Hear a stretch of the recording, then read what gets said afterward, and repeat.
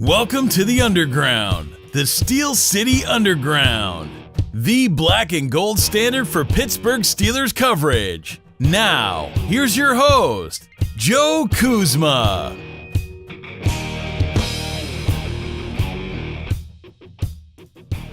Hello, everyone, and welcome to another edition of the Steel City Underground podcast presented by Total Sports Enterprises, where every day is game day. I am your host, Joe Kuzma, and I am here flying solo during the bye week as Brian E. Roach has his own little bye week coming with a well-deserved vacation. I'm not going to lie to you, all of yins, like Terry did maybe about 2 weeks ago and said that I was on assignment, although I found that quite comical, so thank you, Terry. Folks, it's bye week, and that means there's no Steelers football this weekend, but there are other things going on. I mean, the Baltimore Ravens are playing the Tennessee Titans, I believe, and the Cincinnati Bengals draw the Jacksonville Jaguars. Both of those teams are on the road. They're going to look to maybe close the gap with the Steelers or maybe end up further behind. And then, of course, there's the Cleveland Browns that could even screw up their week off, messing up that trade deal with the Cincinnati Bengals themselves for backup quarterback A.J. McCarron. So, I mean, it just doesn't get any funnier when you have these guys with these big college degrees and they're lawyers and I don't know, man, just dysfunctional. And as Terry would usually say if she were here, WTF. But I'm here today to talk about something else during the bye week. We're halfway through the 2017 NFL season. Hard to believe that the Steelers have already played 8 games. They sit at 6-2. They kind of arrived there by unconventional means because I think everybody would have thought the divisional games were maybe a little bit more of a thorn in their side. Maybe some other team like Kansas City would have given them more trouble on the road. Instead, they handle their business in Baltimore and Kansas City. Remember, this is supposed to be a bad team on the road. They squeak out a victory with Detroit, but then they lose on the road in Chicago in OT and just have an embarrassment.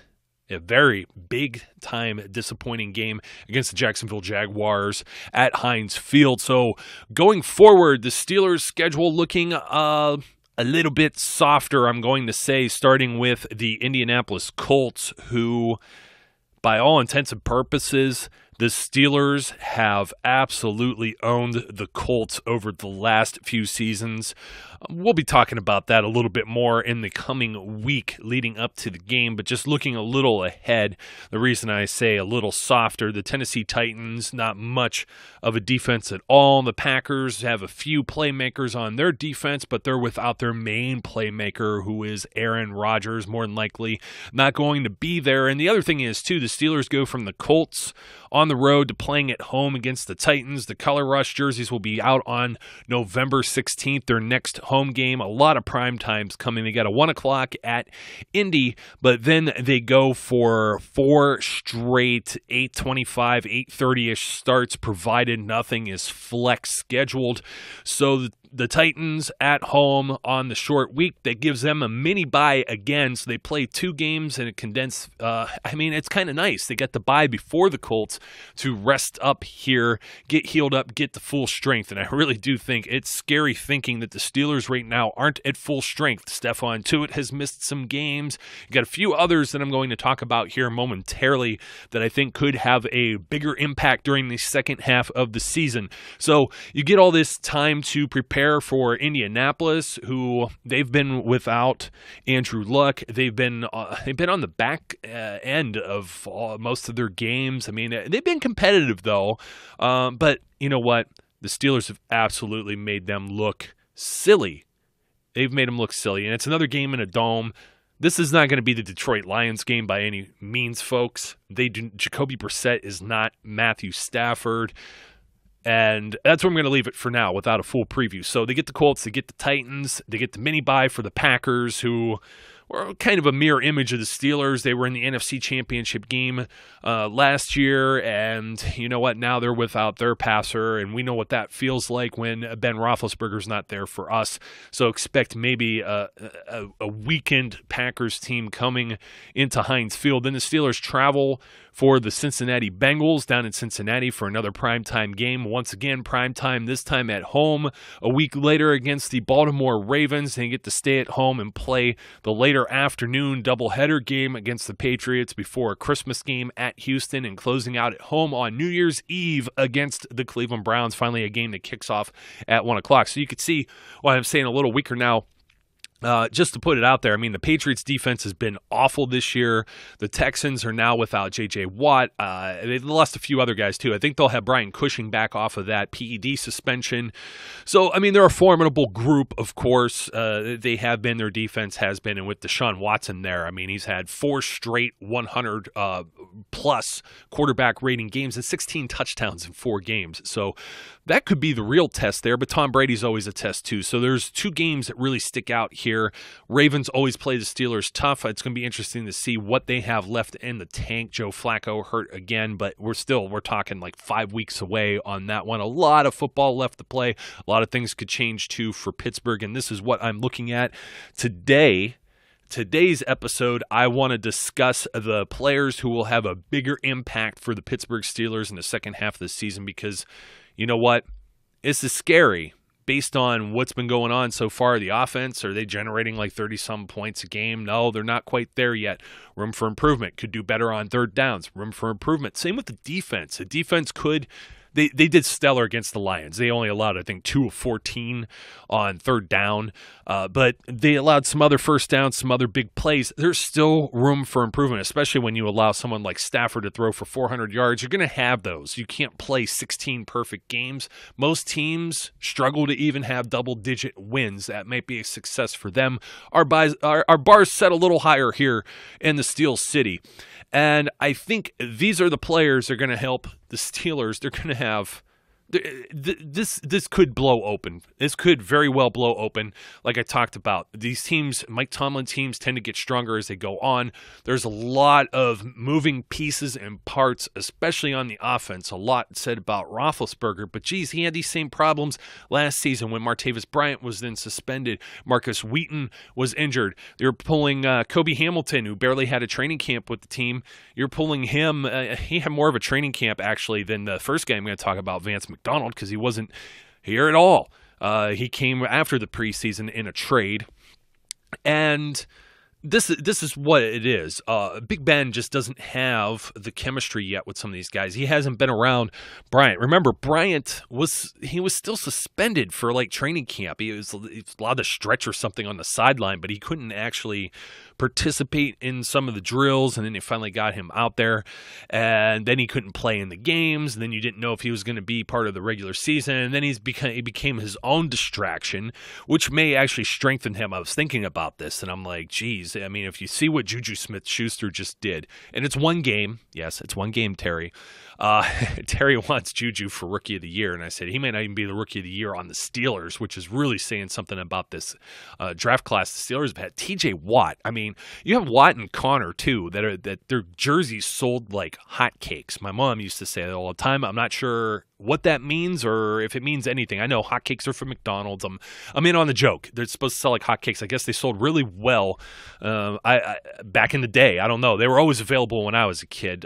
Tastes like rubber a little bit, but you know what? Guilty pleasure. To each their own. Something like hotcakes. That James Conner jersey, the Watt jersey wasn't doing too bad, but I think they didn't want to print off too many letters of the alphabet to get a Smith-Schuster jersey out there. It goes shoulder to shoulder. They're going to be out there soon, too. 3 impactful rookies, and there's a lot of other first year or new additions to this team, such as J.J. Wilcox, who they traded for, or Mike Hilton, cornerback, been lights out. It's amazing to see the turnaround from even last year's team, which made the AFC title game. Now you just got to see that chemistry continue to develop. Juju, who missed some time in the preseason too, seems to be getting it there. I think it's coming together, folks. And here are the players that are going to have the biggest impact. I say Vance McDonald. Remember when Ladarius Green, it was the bye week last year, and everybody, myself, I was high on Ladarius Green. I liked Ladarius Green. He was one of my fantasy guys when he played with the Chargers. He filled in very well for Antonio Gates when Gates was all banged up there, and it was somebody I wanted to see do very well. I thought he was a very Martavis Bryant-ish type body, just a little bit heavier, but still fast, a big body tight end target for Big Ben, and that's where Vance McDonald is as well, and we've been seeing Vance doing a lot of blocking. I'm going to contend this ball was kind of thrown a little off the mark, maybe a little behind him. Still, in his hands, should have been a catch. There's a 50-50 blame, maybe 60-40 if you're going to say it on Vance in the last Steelers home game where he should have had a touchdown. So, and he didn't get to play in the last week's game with the Lions. So he's been banged up. He's missed some time, some valuable reps, and it continues to be Jesse James, who does not have the same skill set. Now, it's not a knock on Jesse. Jesse is good for who Jesse is, and to each player, you play into their own strengths. Antonio Brown didn't become like one of the best wide receivers in the NFL by being 6'5", 215 and running whatever 40. He became it with other skills. So everybody has their own skill set and their own strengths. Le'Veon Bell, a very patient running back. He's not a bruising guy. He could drag people and break tackles. But if you see what I mean, Jesse and Vance are two different types of tight ends. And I think Vance could get involved in this passing game, provided he stay healthy, provided he prove he can catch the ball, which was a knock in San Francisco. But geez, he was the only guy in San Francisco doing anything with the quarterbacks they had. I mean, Blaine Gabbert, and say what you will about Colin Kaepernick, all his off-the-field stuff, wasn't necessarily always the most accurate guy. He would throw like ropes and Ben could throw a heck of a ball too. I mean, make no mistake about it. But we saw a few flashes so far with Vance McDonald. I think we're going to see at least one, if not two, big games from him where the matchups dictate utilizing him, in much the way Ladarius Green started to come on last season when he was added after the bye. The good news is that McDonald's been out there a little bit. He didn't have a training camp, just like Ladarius Green didn't, but then Green didn't have like much of anything at all until he was ready to come off that physically unable to perform list. So Vance McDonald, I'm very bullish on. Here's another guy that could be very interesting for the Steelers and have an impact the second half of the season. One of the names I already said, a rookie, James Conner, the running back. Yes, I know. It's tough to take Lev Bell off the field when you have the best running back in the NFL. Very true. I don't want to take him off the field, but you know what? You got to sometimes. And if the Steelers offense starts to gel and they get up by 2-3 scores in some of these games, I think you're going to see James Conner get more than just 5 or 6 snaps a game, 1 or 2 carries. You may even see the nightmare Terrell Watson get out there and get it done too. So look for a little more maybe with James Conner. If the Steelers have this thing sewn up, I mean, the last week's opponent, the final opponent of the 2017 season, once again the Cleveland Browns, we could see a very similar situation mirroring the 2016 season where you have Landry Jones playing quarterback and then D'Angelo Williams was the running back. A lot of the backups were in and playing at that time. I think it's time maybe to see what James Conner can bring to the table up until the point where they get a little comfortable. But I you know what? This is where I see James Conner coming in handy. When they play the Colts, if they get ahead on the Colts, I think you rest Le'Veon Bell. Or you can rest Le'Veon Bell a little bit against the Titans at home. You have a short stretch between Sunday and the Thursday night football games, and that's where Ladarius Green came in handy last season. And we saw even Sammy Coates, when he had his hurt fingers and things like that, they were still sending him on some go routes, throwing the ball downfield, opening it up a little bit. He didn't necessarily do much. He didn't do much of any harm. He didn't catch the ball or do anything of any impact, but his presence alone, I think the Steelers are going to be looking to incorporate a few fresh bodies as they will in order to still keep it going between the Colts and the Titans game. James Conner could be one of those bodies that fits in there. And then, of course, like I said, as the season winds down, most teams that do well as the weather gets colder, they run the football well. That's what they do. Another guy who's going to have a bigger second half of the season, none other than Big Ben.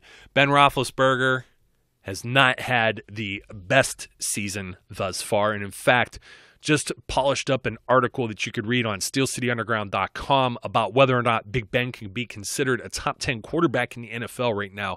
And there's some hot takes there because I've got a particular one rookie that's playing lights out. I mentioned his name already. Is he elite? Is he higher than Ben? We're talking about Deshaun Watson. Right now, he is, but he may not have the body of work that somebody like Big Ben has. So as a legacy pick, I still think Ben is within grasp of maybe 8 to 12. That's what our staff here at Steel City Underground felt. Any higher than that? Well, you have Brady. And we didn't include like Aaron Rodgers in this conversation because Aaron Rodgers is hurt now. We just went with the 32 starters and basically that we could at press time.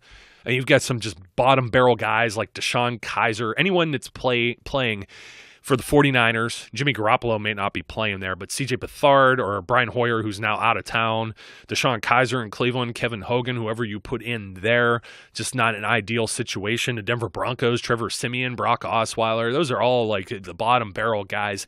And you get a bunch of just average run-of-the-mill people like Josh McCown and Joe Flacco and Andy Dalton. And so really, where do you place Ben? Well, you know Brady's up there. You know Drew Brees is up there. I think Russell Wilson's up there as well.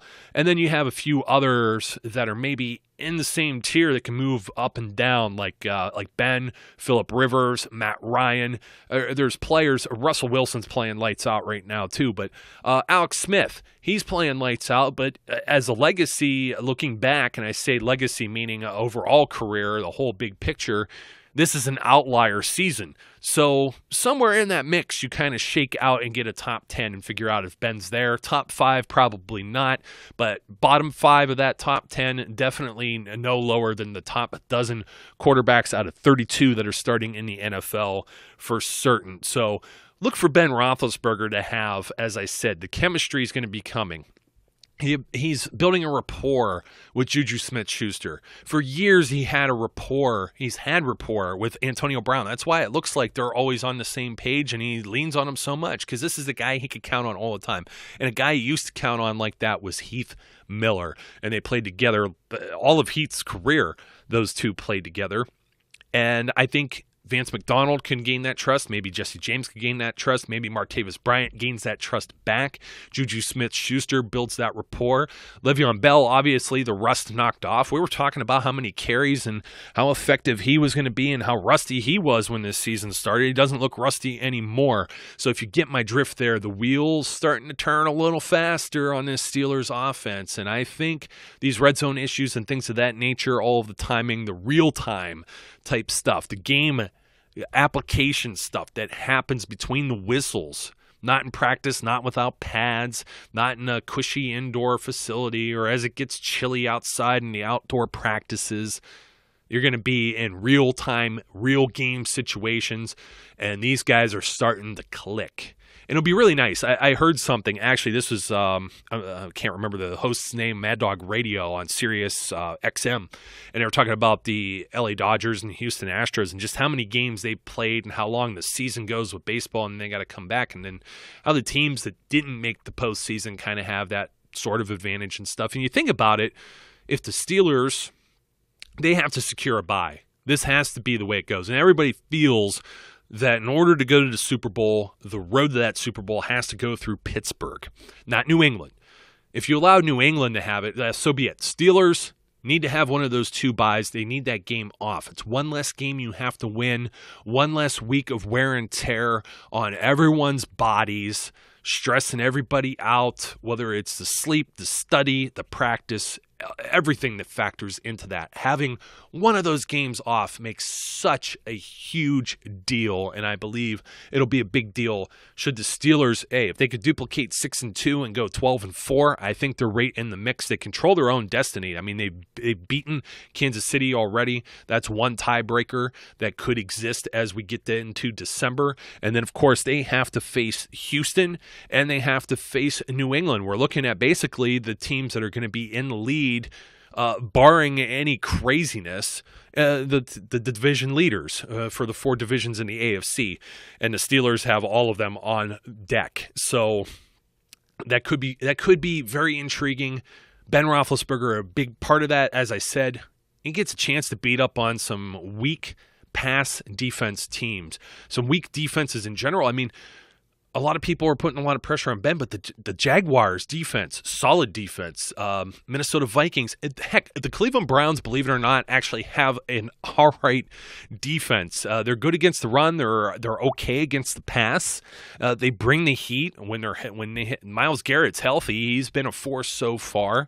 So they get to see them again. I mean, I know we always talk about them being the doormat, but Cincinnati, same thing. Very strong secondary. I'm forgetting someone already. Well, Kansas City actually had one of the lower ranked passing defenses headed into that game, and the Lions weren't too bad. The Lions were basically like the Bengals as well, except you had to flip the rush versus the pass defense in terms of their talent. So as Ben gets to face a few of these lesser ranked teams on paper, lesser ranked defenses on paper, I'm saying it, quotes, air quotes, he should have a better second half of the season. He'll also have a better second half of his season because Martavis Bryant will as well. He was getting the snaps in. He was getting the work. He was putting in the work. We've seen Ben miss him on a big pass or two, and this is a hot take. This is a sizzling one. Martavis Bryant's year so far is 2016 Sammy Coates without the big catches. 4 to 5 big catches, 40-plus yards. Remember how that worked? He also had some drops, played about similar snaps, and then disappeared. Well, I think that Martavis Bryant, he had the second most targets. This is before the Lions game, before Juju Smith-Schuster. Second most snaps of any wide receiver, second most targets of any wide receiver, not named Antonio Brown. Steelers have a wide receiver one. Martavis Bryant cannot get wide receiver one numbers without sacrificing Antonio Brown. Now, Antonio Brown took a bit of a backseat to Juju Smith-Schuster. I think you're going to have that when you have the amount of talent at this position that Pittsburgh has. Juju, he could keep it going. And I'm not totally ignoring you, Terry. Offensive Rookie of the Year of the NFL, going to be a tough hill to climb, especially with Deshaun Watson, Kareem Hunt, Leonard Fournette, putting up some very stellar, very impressive rookie seasons. Juju a little bit slow of a start, but he might be the best at his position. He was named to the rookie team for whatever week, halfway through the season, blah, blah, blah, because a lot of the guys like John Ross and Corey Davis and these first-round picks, Mike Williams, these guys haven't been on the field. They've been banged up and hurt. And here you go, 6th, 8th wide receiver taken in the second round, and Juju's having the best season of all of them because he's actually getting playing time. I think a better Juju Smith-Schuster, a better Vance McDonald, a better Ben Roethlisberger, Antonio Brown's already the GOAT. I think this is all going to help Martavis Bryant. I think him sitting and resetting for the Lions game 1 week, this week for the bye, next week get prepared for the game. Everyone's been talking about how great he practiced. Mike Tomlin, his coordinators, Todd Haley, everybody. They're just waiting for it to show up on game day. It's going to get there. It's going to get there. Like I said, real time. Here's an oddball one. I got 2 more left. Jordan Berry. They announced this on Sunday Night Football about him having one of the lowest net punt averages in the NFL. It's because of the Steelers, the offense that stalls. They've had the field position. He's got to make these little short pooch punts at times. They're not going to attempt the field goal. The net average or whatever, the returns haven't been too big. I haven't seen there's of course there's exceptions here or there, but overall I think the Steelers special teams have been better. I think you're going to find out Jordan Berry is a much bigger weapon than what shows up on the stat sheet. I think if I had an opportunity to speak with him personally, he would tell you that punting stats don't mean anything. Most punters probably would, because it's like the one thing where statistics is like just null and void. If you've got to pin a ball inside the 20, that's probably the most important one, and you're not going to always put them inside the 20 if you're punting from your own 20, it's a challenge. But if you're punting from like midfield just outside of field goal range, that's a very important statistic. So you got to take it all into perspective and break it down. Jordan Berry's one of the best punters right now in the NFL. He's above average. He's not elite. I'm going to put him in that same category as Ben Roethlisberger. I think if I had to make a top 10, I think I could put Jordan Berry in that top 10. Not based on statistics, just the eyeball test, just knowing what I know about how hard his job is. There's a lot of great punters in the NFL, and there's a lot of bad ones. And the Steelers had a lot of bad ones for many years, and it always put their defense in a bad position. We don't see that with the defense anymore. And speaking of the defense, and speaking of positions, and speaking of upgrades and first-year players and big additions and a big second half of the season, he's already had a pretty big first half of the season. I think it's been getting largely ignored. I said we don't talk enough about Joe Hayden. Well, everybody's starting to talk about him now. I was talking about him 2-3 weeks ago. Alex Smith, he didn't even try near him. You had Matt Stafford hitting the zone coverage a little bit, the little soft area as they bump the coverage from the corners to the safeties. So where Hayden might be passing off to Sean Davis, these guys are just, Hayden came in late too. And they're getting there and they're trying to gel. Hilton's still new, but he had camp. I think it's just one piece, fortunately. He's way better than what Ross Cockrell ever was or anybody else that's been there. Antoine Blake, Bryce McCain. Who else am I thinking of? You got to go all the way back to maybe Keenan Lewis and Ike Taylor. And I certainly think that Artie Burns and Joe Hayden have the opportunity to be one of the best Steelers corner duos in a very long time. You throw Mike Hilton in on there. You throw William Gay as a dimebacker. And then you throw Sean Davis, who's turning around now. Didn't have a great start first month of the season. Mike Mitchell. They've got the tools now. The secondary is no joke. It's going to be interesting to see how they're tested against somebody like Tom Brady later on. But up until that point, I don't see any major hurdles. So, folks, there you have it. Those are my players that are going to have the biggest impact. They're going to have a better second half of the season. Vance McDonald, James Conner, Big Ben, Martavis Bryant, Jordan Berry, Joe Hayden. Agree? Disagree? Let us know. You can comment anywhere. We check them out on social media.